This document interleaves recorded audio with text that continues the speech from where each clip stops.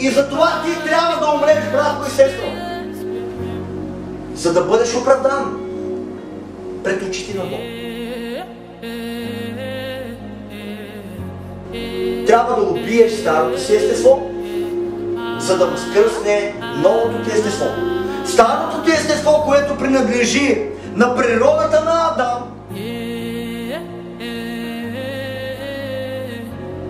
греховната природа на Адам, ние го заравяме вътре във водата.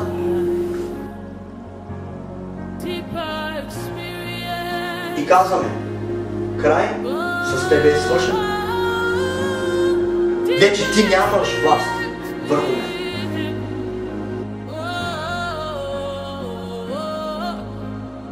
Но аз имам новото си естество, което принадлежи на Исус Христос. Исус има властта върху моя живот.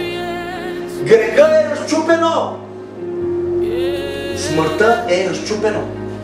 Защо? Защото Исус разчупи греха.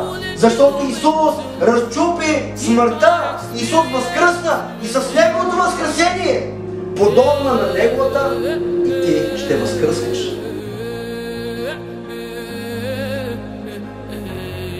Амин.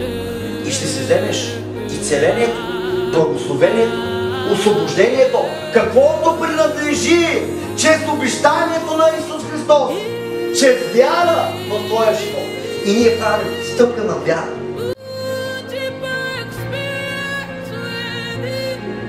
Ние правим стъпка на вяра. Когато идваш пред водното кръщение, ела с вярата.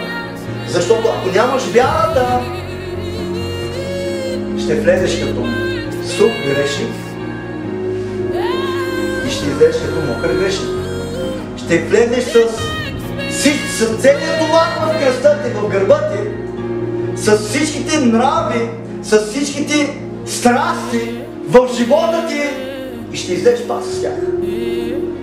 Защото не си убил стария човек. Защото не си решил да убиеш стария човек. Да ви кажа ли? Може би имаш второ, трето кръщение. Но ако си влизал във водата без да осъзнаваш всичко това, няма никаква разлика от кръщаването на бебето.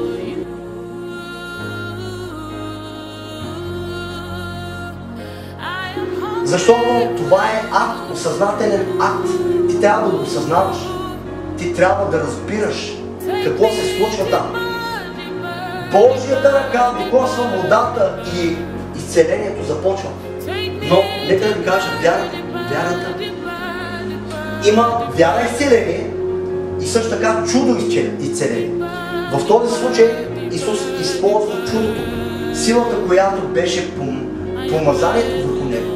Исус взе кълта, изплю се върху него и плюнката е течно, просто едно материално нещо, което е течно.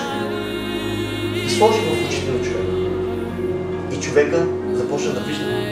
И сега ти, когато влизаш вътре във водата, влез с вяра.